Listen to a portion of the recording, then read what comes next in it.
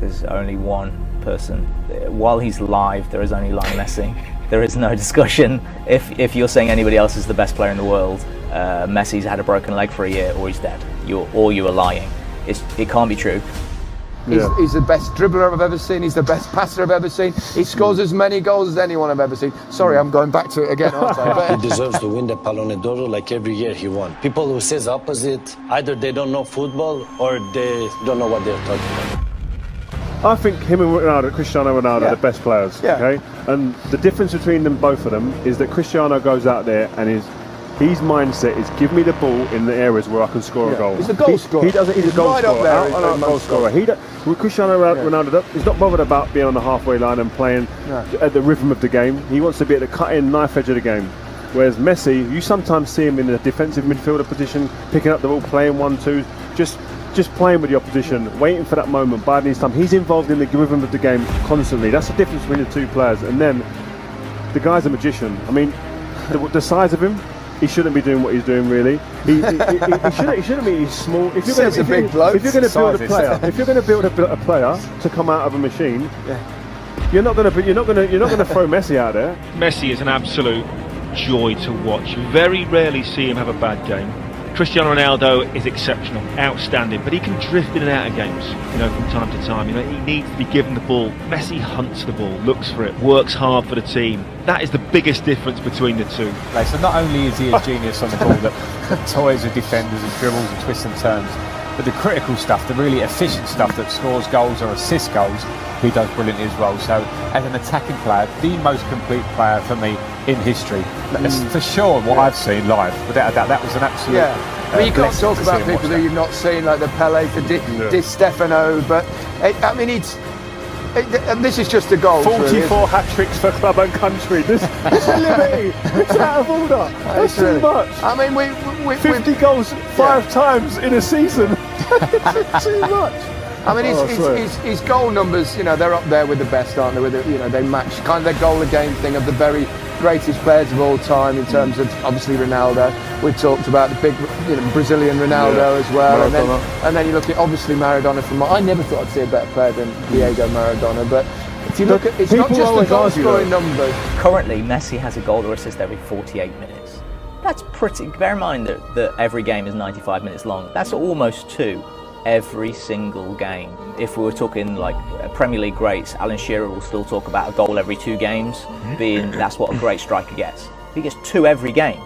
This is an insanity that there's even a debate to be had.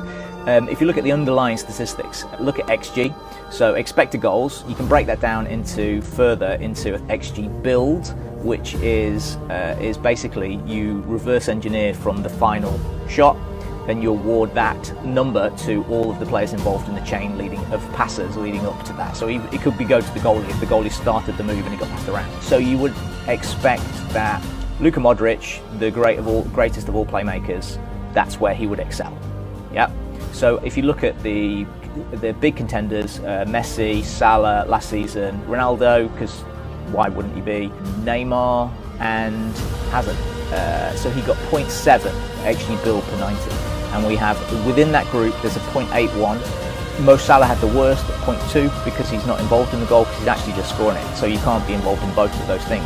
So while Messi had the best actual finishing part, in XG build they remove the value of the final pass or the goal. So you can't be rewarded if you made the assist in XG build. And he still had a better than Modric, as well as having a goal assist every 48 minutes. Where's the argument?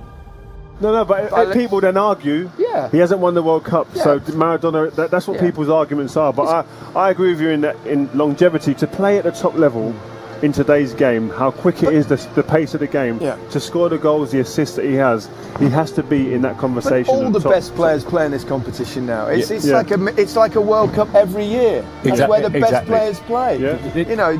This competition has developed to the point where if you are the man that's been making them win multiple trophies, which he has over the last 10 years, then that puts you in that bracket anyway. I mean, we can talk World Cups, I think, get the game changed, the modern game, this Champions League, club competition, is such a high level, and this man is at the middle of it every time they do, or every time he is the difference. They've had great players, but even amongst great players, he stands up even higher, which is not easy amongst Xavi, Iniesta, all these ones. He's the one that we all speak about at first glance all the time. I just want to be in a training ground. Yeah. I bet you there's stuff he does in a training ground that don't even get onto the pitch here that people go, wow. I mean, you speak to some of his teammates, current and ex-teammates, and they say some of the stuff he done there, you can't even talk about it. It's that good. He's always been a team player. He doesn't play selfishly. These are other attributes that he has that, you know, he doesn't play out, he doesn't dive, he doesn't retaliate, and all round he's such a great example for football, and he sets such a good example for young children to follow. That there's so much to like about him. We're lucky to have this, you know what I mean? And it's just to be here and marvel at it. And I just feel that we're lucky. Me and Frank were talking off air before. We feel lucky that we've actually been able to play with, and now we're being able to sit back and really enjoy and watch him. Because I don't think you can enjoy and watch when you're fighting for trophies against people like that, because you're jealous a little bit. You're envious at times. You want to be there instead of him. Whereas here now, I've got no problems with watching him and really going, you know what a player I'm witnessing.